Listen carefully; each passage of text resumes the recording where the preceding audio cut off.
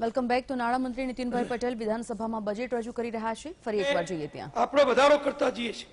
નવા રસ્તા બનાવીએ, જૂના રિપેર કરીએ, જૂના સાંકડા હોય તો 3.5 ના 5.5, 5.5 ના 7, 7 ના 10, 10 નો 4 લેન એ કરીએ છીએ. ફ્લાયઓવર, ઓવરબ્રિજ, અંડરપાસ એ બધું કરીએ છીએ. અને એનું ટૂંકમાં જો હું કહું તો વર્ષ 19-20માં આ યોજના અંતર્ગત માર્ગ મકાન વિભાગ તમારા આપણા બધાના અને 6.25 કરોડ ગુજરાતીઓના ગામડામાં છેડામાં છેડે રહેતા લોકો માટે 2000 કરોડ રૂપિયાનું ખર્ચ અમે માર્ગ મકાન વિભાગમાં અમે કરવાના છીએ. એ તમે બધા જાણો છો, તેની વિશેષ વાત નહીં કરું. માન્ય અધ્યક્ષશ્રી, એક નવી યોજના પણ અમે અમલમાં મૂકીએ છીએ. આપણે બધા જાણીએ છીએ કે શહેરોમાં, ગામડામાં, હાઈવે ઉપર જ્યાં ફાટક આવે ત્યાં ક્રોસિંગ બંધ હોય એટલે બધાનું ઉભા રહેવું પડે, બંને છેડે ટ્રાફિક જામ થઈ જાય. એટલે અમે આ વખતે નક્કી કર્યું છે માર્ગ મકાન વિભાગમાં કે જે હાઈવે ઉપર 1 લાખ યુનિટથી વધારે વ્હીકલ ટ્રેન યુનિટ હશે, ભારત સરકારની વ્યાખ્યા છે 1 લાખ વ્હીકલ ટ્રેન યુનિટની, એ હાઈવે ઉપર ભારત સરકારના 50% અને રાજ્યના 50% એમ ઉમેરી કુલ 135 રેલવે ઓવરબ્રિજ અને 135 ઓવરબ્રિજ ને 75 બીજા બ્રિજ એમ કરી 6500 કરોડનું બજેટ આવનારા સમયમાં ફક્ત રેલવેની ફાટકોના નિવારણ માટે આપણે કરવાના છીએ. ફાટક મુક્ત ગુજરાત અમારા વિજયભાઈનો ખૂબ લોકપ્રિય શબ્દ છે કે ફાટક મુક્ત ગુજરાત કરવું છે, શહેરોમાં કરવાના છે. આગળ આવો છે એની વિગત. એવી રીતે માનનીય અધ્યક્ષશ્રી, અગત્યના ધોરીમાર્ગો ઉપર અમે 8 ફ્લાયઓવર અને અંડરપાસ બનાવવાની કામગીરી શરૂ કરી દીધી છે. કચ્છ જિલ્લાને બનાસકાંઠાને જોડતો, સરહદે જોડતો, બોર્ડરને જોડતો જે આપણો ધડુલી સાતલપુર રોડ ગઢુલીનો 80 કિલોમીટર લંબાઈનો, એમાં વચ્ચે થોડો ભાગ ખૂટતો હતો, મંજૂરીઓ નહોતી મળતી, પર્યાવરણ, વન વિભાગ વગેરે પ્રશ્નો હતા. ભારત સરકારે આપણને મદદ કરી અને એની મંજૂરી મળી ગઈ. માનનીય અધ્યક્ષશ્રી, 323 કરોડ રૂપિયાના ખર્ચે ટૂંક સમયમાં. માન્ય અધ્યક્ષશ્રી, રિસેસનો સમય રદ કરીએ અને માન્ય નાયબ મુખ્યમંત્રીશ્રીનું જે પ્રવચન છે ચાલુ રાખીએ. શૈલેષ, સંમતિથી ત્યાં સુધી મુદત લંબાવવામાં આવે, સમય લંબાવવામાં આવે છે. આભાર સાહેબ. વાત મારી જાય ને યાર,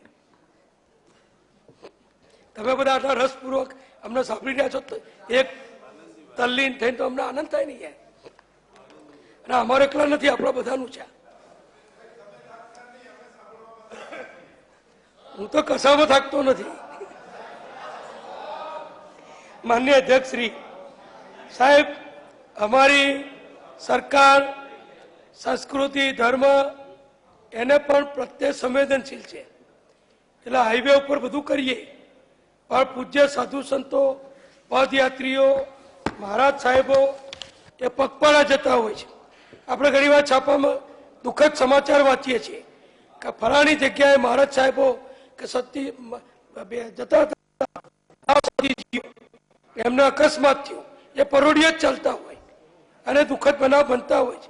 એને ટાળવા માટે આ વખતે અમદાવાદથી શંખેશ્વર 2 જૈનોના મોટા તીર્થો છે, એને જોડતી પગદંડી બનાવવા 20 કરોડ રૂપિયાના ખર્ચે 103 કિલોમીટર પગદંડી બનાવવામાં આવશે, જેમાં ફક્ત પગપાળા જ ચાલવાનું રહેશે. એનો લોકોને લાભ મળશે. માન્ય અધ્યક્ષશ્રી, અમારો મકાનો પણ બનાવે છે. માર્ગ અને મકાન નામ છે. ગયા વર્ષે અમે જે મકાનો બનાવ્યા એનો કુલ ખર્ચ 4247 કરોડ થયો છે. એમાં જે નવા તાલુકા જિલ્લા બન્યા એમાં મામલતદાર કચેરી, કલેક્ટર કચેરી, કોર્ટો, છાત્રાલયો, વાહન વ્યવહારની કચેરીઓ, ચેકપોસ્ટ, શિક્ષણની કોલેજો, સરકારી કર્મચારીના ક્વાર્ટર બધું જ અમે બનાવીએ છીએ. માન્ય અધ્યક્ષશ્રી, ગયા વર્ષે 2285 ક્વાર્ટરનું કામ 595 કરોડના ખર્ચે અમે પૂર્ણ કર્યું છે. એટલે સરકારી કર્મચારીઓને પણ સારા સરસ સર્વગુણયુક્ત ક્વાર્ટર મળે એ અમે કરી રહ્યા છીએ. પાણી પુરવઠામાં ગુજરાતમાં 2900 કિલોમીટરની પાઇપલાઇન છે. 1,20,000 કિલોમીટરનું નેટવર્ક, આખા દેશમાં સૌથી મોટું નેટવર્ક પાણી પુરવઠાનું હોય તો આપણું ગુજરાતમાં છે. એમાં માન્ય અધ્યક્ષશ્રી, જો હું ટૂંકમાં કહું તો જામનગર જિલ્લાના જોડિયા ખાતે પ્રતિદિન 10 કરોડ લીટર ક્ષમતાના ડિસેલિનેશન પ્લાન્ટ દરિયાનું ખારું પાણી લઈ શુદ્ધિકરણ મીઠું કરી અને નાગરિકોને પીવા માટે કે બીજા કામમાં માટે ફાળવવાનું એ પીપીપીના ધોરણે સરકારે યોજના બનાવી છે. એવા બીજા 8 પ્લાન્ટ અમે મંજૂર કરીએ છીએ. એમાં અમરેલી, ભાવનગર, પોરબંદર, ગીર સોમનાથ, દેવભૂમિ દ્વારકા અને કચ્છ જિલ્લામાં 2 એમ 8 ડિસેલિનેશન પ્લાન્ટ અમે ટેન્ડરો પણ બહાર પાડી રહ્યા છીએ, પાડી દીધા છે. અને 8 પ્લાન્ટોમાં દરરોજ 37 કરોડ લીટર ખારું પાણી મીઠું થશે અને પીવા માટે જે નાની મોટી તકલીફ છે એનું નિવારણ થશે. માન્ય અધ્યક્ષશ્રી, આદિજાતિ વિસ્તારમાં દાહોદ, છોટાઉદેપુર, નર્મદા, તાપી, મહીસાગર, વલસાડ, પંચમહાલ અને સુરત જિલ્લામાં 2800 કરોડની 10 પાણી પુરવઠા યોજનાઓના કામો અત્યારે હાથ ધરવામાં આવેલ છે અને એની કામગીરી પણ ટૂંક સમયમાં પૂર્ણ થશે. એટલે 2800 કરોડનું લાભ એ વિસ્તારને પીવાના પાણી માટે મળશે. પોરબંદર જિલ્લો, માન્ય અધ્યક્ષશ્રી, અમારા ધારાસભ્ય માન્ય બાબુભાઈનો પણ આગ્રહ હતો કે પોરબંદર જિલ્લાના 84 ગામો અને આ 4 શહેરો માટે ઉપલેટાથી રાણાવાવ સુધીની જે બલ્ક પાઇપલાઇન છે એનું કામ ઝડપથી પૂરું કરવું, એના માટે 119 કરોડનું આયોજન કરી એ કામ પોરબંદર સુધી નર્મદાનું પાણી પહોંચે એ અમે કરી રહ્યા છીએ. કચ્છ જિલ્લો, માન્ય અધ્યક્ષશ્રી, કચ્છના અંજાર કુકમા સુધીની 27 કિલોમીટર લંબાઈની બલ્ક પાઇપલાઇન પમ્પિંગ મશીનરીનું કામ પ્રગતિમાં છે. 135 કરોડની આ યોજના છે. એ પૂર્ણ થયેથી ભુજ શહેર, પશ્ચિમ કચ્છના નખત્રાણા, માંડવી, લખપત અને અબડાસા તાલુકાને લાભ મળશે. એટલે છેક સુધી, બોર્ડર સુધી આપણે પાણી પૂરેપૂરું પહોંચાડીશું. પાટણ જિલ્લામાં પણ માન્ય અધ્યક્ષશ્રી, રાધનપુર અને સાતરપુર તાલુકાના 48 ગામોને 94 કરોડના ખર્ચે રાધનપુરથી સાતલપુરની એક્સપ્રેસ લાઇનનું કામ પાણી પુરવઠા દ્વારા હાથ ધર્યું છે. એનો પણ લાભ મળશે.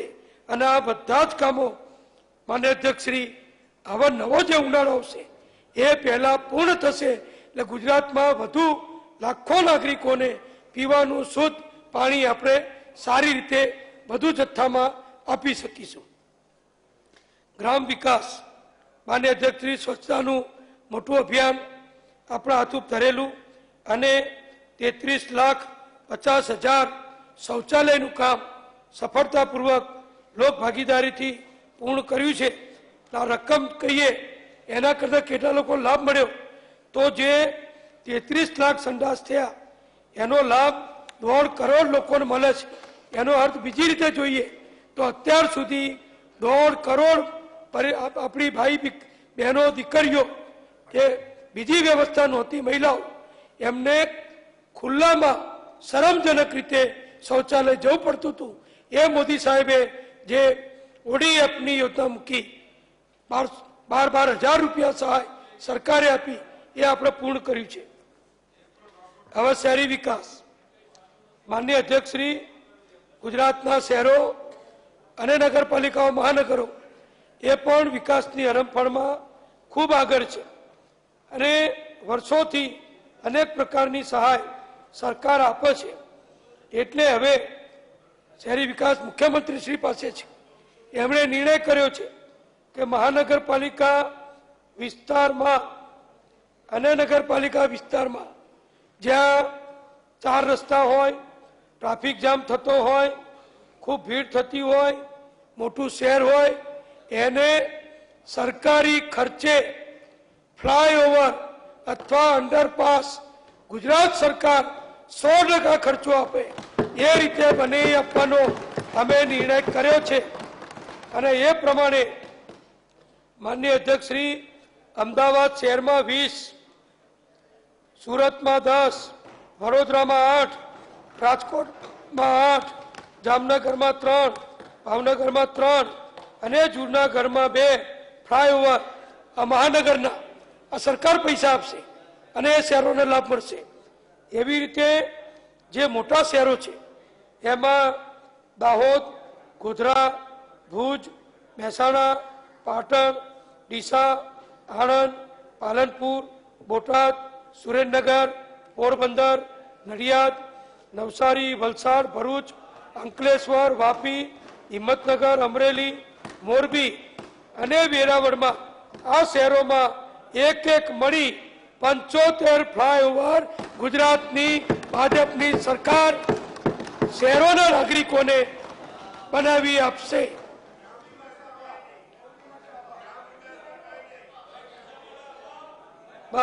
હું બોલતા રહું તો અમને આનંદ થાય. રાજ્યના શહેરોનો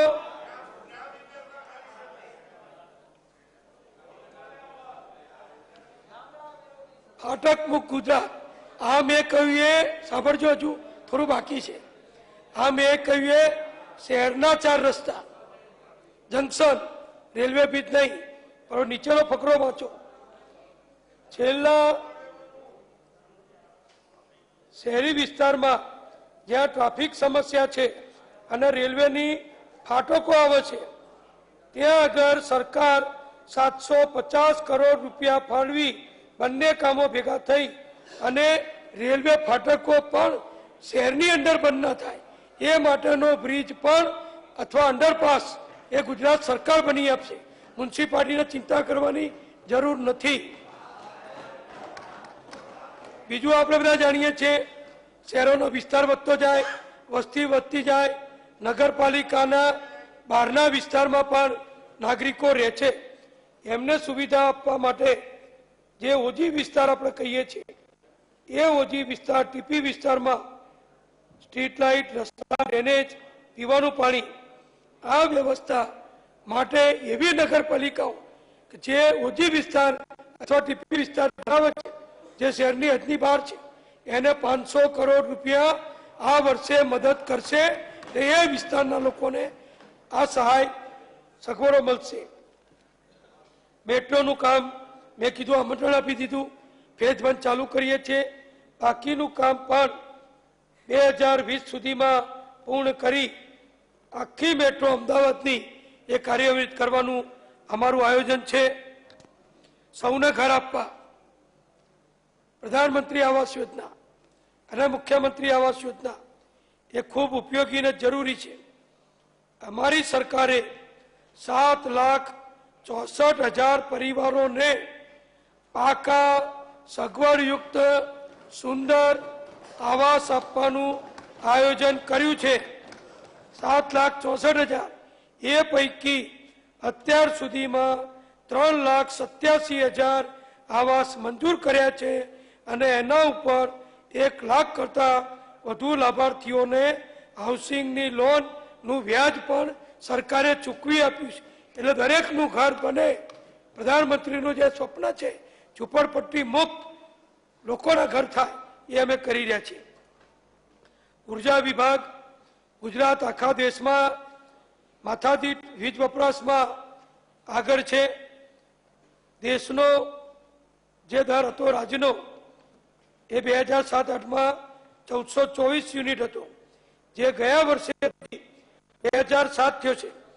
એટલે એક ગુજરાતી એવરેજ દર વર્ષે 2000 યુનિટ વીજળીનો વપરાશ કરે છે અને દેશનો એ દર છે 1149. દેશ કરતાં ઘણું વધુ વીજળી આપણે વાપરીએ છીએ અને એના માટે સરકાર વીજ ઉત્પાદન વધારી રહી છે. ખાસ ખેડૂતો માટેની લાગણી અમારા ઉર્જા મંત્રી સૌરભભાઈ જેના ખાસ હિમાયતી છે કે ખેડૂત યોજનાઓ અમલમાં મૂકો, ખેડૂતોને મદદરૂપ થાવ. તો મારે આપના આંકડા આપવા છે, લખવા હોય લખી લેજો, આમાં લખેલા જ છે, એટલે યાદ રાખજો, ચોપડી લઈને આવજો. સને 1960 થી 2001 સુધી 40 વર્ષમાં ગુજરાતના ખેડૂતોને 6,94,000 વીજળી જોડાણો અપાયા હતા, જ્યારે અમારી સરકારે છેલ્લા 18 વર્ષમાં 11 લાખથી વધુ વીજળી જોડાણો આપ્યા છે. આંકડો વાંચી લેજો એટલે ખ્યાલ આવે બધાને. રાજ્ય સરકારે પાત્રતા ધરાવતા ખેડૂતોને અગત્યની જાહેરાત છે. હમણાં થોડું ક્યાંક બોલતા હતા બધા, છાપામાં મેં વાંચ્યું હતું, કેમ જાહેરાત નથી કરી, કેમ જાહેરાત નથી કરી. એનો સમય આવે ત્યારે જાહેરાત થાય ને. જસદણમાં ચૂંટણીલક્ષી જાહેરાત નહોતી અમારી, પ્રજાલક્ષી જાહેરાત હતી, ખેડૂત ગરીબલક્ષી જાહેરાત હતી, અને મુખ્યમંત્રી વિજયભાઈને સ્વરૂપે કરેલી જાહેરાત હતી. પણ એને કાયદાની રીતે, નાણાકીય રીતે જોગવાઈ કરવાની અમે પૂર્ણ કર્યું છે. અને રાજ્યમાં પાત્રતા ધરાવતા તમામ કૃષિ વીજ જોડાણો, ગ્રામ્ય વિસ્તારના તમામ રહેઠાણ વીજ જોડાણો, ગ્રામ વિસ્તારના નાના ધંધાર્થીઓ કોમર્શિયલ વીજ જોડાણો અને શહેરી વિસ્તારના બીપીએલ રહેણાંક જોડાણો ને વીજ બિલના મુદ્દત, વ્યાજ અને દંડ પેનલ્ટી તમામ વસ્તુઓ રકમો માફ કરી દેવાનો અમારી સરકારે નિર્ણય કર્યો છે. બીજું, હવે ખેડૂતો માટે કરાર આધારિત વીજ ભારથી વધારે વીજ વાપરે બધા, કોઈને સમજી લો કે 30 હોર્સપાવરનું કનેક્શન છે, કદાચ 31, 32, 35 એવું વપરાતું હોય તો કેસ થતો હતો, દંડ થતો હતો. અમારા કૃષિ મંત્રી, અમારા મુખ્યમંત્રી, કેબિનેટ બધાને સ્વરૂપે એ કહ્યું કે આમાં પણ છૂટ આપો. અને અમે નિર્ણય કર્યો છે કે આવા કરાર આધારિત